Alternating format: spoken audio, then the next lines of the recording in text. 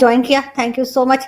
Sir सबसे पहले हम यही जानना चाहेंगे कि आखिर क्या वजह हुई थी जो पाकिस्तान बना और 1947 में, और जैसे मैंने कहा कि क्या टू नेशन थ्योरी से आप एग्री करते हैं कि अभी भी वही बात है, हम उसी पे कायम हैं? देखेंगे तो बहुत बड़ा सवाल है, और जो मेरी किताब है ना, Jinnah his successes, failures and role in history, वो इसी टॉपिक के ऊपर फोकस करती है। थोड़ी सी बैकग्राउंड है, लेकिन द 808 पेजेस बुक लार्जली इसी सवाल को उठाती है कि टू नेशन थ्योरी ने क्या अचीव किया।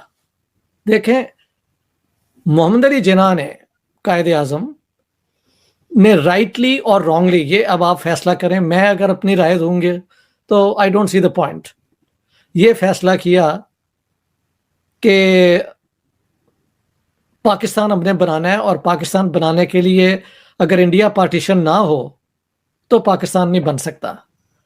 उन्होंने जो आर्ग्यूमेंट्स दी वो ये थी कि मुसलमान एक माइनॉरिटी नहीं है, they were about 25% of the total population of India.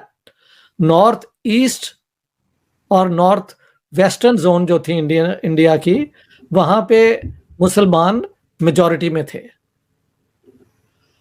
उसमें जिन्ना साहब की एक पर्सनल भी वजह थी कि वो अपने आप को हिंदुस्तान के सबसे बड़ा लीडर समझते थे। लेकिन जब महात्मा गांधी ने वहां पे मैस पॉलिटिक्स इंट्रोड्यूस की तो उनका झगड़ा हो गया, और उन्होंने इंडियन नेशनल कांग्रेस के जो वो बहुत बड़े लीडर थे उसको छोड़ के तो एक अपनी personal standing as a politician, as a leader बनाने की मुहिम शुरू कर दी। और उस मुहिम में कांग्रेस की भी कुछ ऐसी पॉलिसीज हैं जिससे कि ये आइडिया जो है मुसलमानों में फैल सका कि कांग्रेस जो है वो एक यूनाइटेड सेंट्रल इंडिया बनाना चाहती है। और उसमें जवाहरलाल नेहरू का 1936 का एक बयान है, प्रेसिडेंशियल एड्रेस, कि फ्यूचर इंडिया में हम जिम्मेदारी सिस्टम ख़त्म कर देंगे और हम किसानों को ज़मीन और उनके राइट्स जो है ना वो प्रमोट करेंगे। साथ साथ के सारे हिंदुस्तान को सोवियत मॉडल सोशलिस्ट हिंदुस्तान बनाया जाएगा। तब तक जिन्ना साहब जो कांग्रेस को छोड़ गए थे, उनके पास कोई स्लोगन नहीं था कि वो मुसलमानों को अपने साथ लाएं। अब जब ये बयान आ गया कांग्रेस का, और उसके बाद 1937 के इलेक्शन में कांग्रेस कामयाब हो गई उन प्रोविंसेस में जहां हिंदू मेजॉरिटी थी, लेकिन मुस्लिम लीग फेल हो गई उन प्रोविंसेस में जहां मुस्लिम्स मेजॉरिटी में थे। इन हालात में अब मैं कहता हूं जिन्ना साहब को कि उनकी लीडरशिप का सवाल है ना। अगर वो कोई आम लीडर होते तो समझ जाते कि भाई ना अवाम मेरे साथ है, और अवाम तो कांग्रेस के साथ मेजॉरिटी है। लेकिन वहां उन्होंने फैसला किया कि वो कांग्रेस के इस क्लेम को कि they represent all Indians, he will challenge it. और वो मुसलमानों के तक गए और कहा, देखो एक यूनाइटेड इंडिया में जिसमें नेहरू या हिंदू कांग्रेस राज होगा, वो जिम्मेदारी भी ख़त्म कर देगा। और साथ साथ उन्होंने 2 साल जो कांग्रेस की मिनिस्ट्रीज रही हैं, जो जिसपे उनकी इल्ज़ामात बेबुनियाद है, मैं कहूँगा बेबुनियाद, लेकिन कामयाबी से उन्होंने ये पीरपुर रिपोर्ट और शरीफ रिपोर्ट के ज़रिए मुसलमानों में डर पैदा किया कि इस्लाम यूनाइटेड इंडिया में ख़तरे में होगा और मुसलमान जो हैं उनका नस्तो नाबूद हिंदुस्तान में ख़त्म हो जाएगा। इसलिए आप मुस्लिम लीग के साथ आएँ और हम पाकिस्तान बनाते हैं जहाँ पे इस्लाम के असूलों के मुताबिक हम एक आइडियल माशरा कायम करेंगे।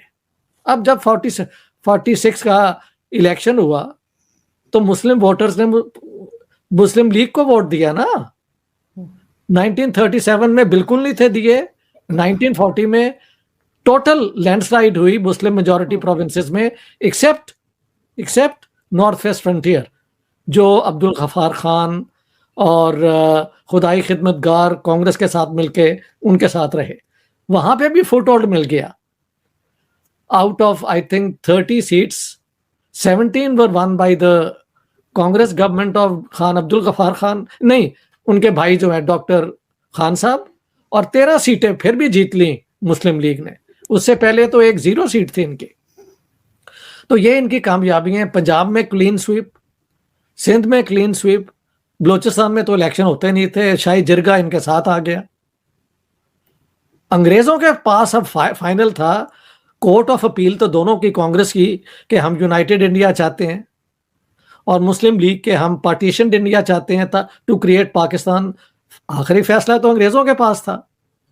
अंग्रेजों ने ऐसे लोगों ने हिंदू फोबिया फैलाया और पाकिस्तान बनाया, तो इनके लिए पाकिस्तानी बयान बजना चाहिए। बाद में बीजेपी तो और कैसी बनी वो, उन्होंने, इंदिरा गांधी ने इमरजेंसी लगाई, बहुत सारे लोगों को उठा के जेलों में डाला, जेलों में जनता पार्टी बन गई थी, जो बाद में भारतीय जनता पार्टी। सर, अगर इस तरह का डिक्टेटोरियल रूल जिसकी आप बात करें, इसके खिलाफ भी तो फिर कुछ खड़ा हो सकता है भारत के अंदर। इसके खिलाफ तो फिर नफरतें, तहरीकें हो सकता है, मुझे नहीं पता क्या शक है। जब सियासी तौर पे आप लोगों को स्पेस ही नहीं दे रहे, अब कश्मीर में आप स्पेस ही नहीं दे रहे, हमेशा जब स्पेस न दिया जाए तो उसके नताइज में फिर तहरीकें जन्म लेती हैं, अलहदगी पसंद, मुसल्ला गुरो, ये सारे, जिसका मुझे डर है। पाकिस्तान में 3 खुतबे बहुत मशहूर है जो बच्चा और बूढ़ा सब देते हैं। आप अरबी छोड़कर भारत या मगरिब का कल्चर अपनाते हैं तो आप कफ़ार में शामिल होंगे, फितना फैला रहे हैं और इस्लाम से बाहर हो जाएंगे। 1000 साल तक राज किए, 1000 साल तक मिल के रहे। हालांकि उस समय हिंदुत्व बहुत थे, लेकिन फिर भी हमें कोई खतरा नहीं था। अचानक हमको खतरा लगा और हमने पाकिस्तान बना लिया। फिर एक्सट्रीमिक हिंदुत्व को हम गाली देंगे। पाकिस्तानी जिहाद 2.0 स्टार्ट।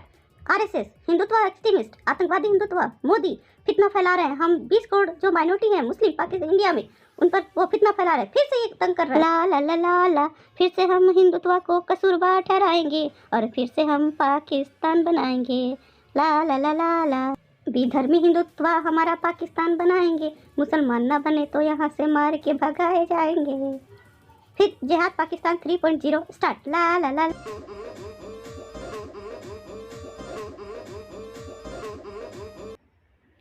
जब भारत, पाकिस्तान, बांग्लादेश में रहने वाले जितने भी उम्मा के लोग हैं, उनका कायदे आजम जब हिंदू फोबिक था और उसने 2 नेशन थ्योरी को कायम किया और उसके हिसाब से देश बनाया, तो आज के लोगों का विचार कर सकते हैं। जय हिंद।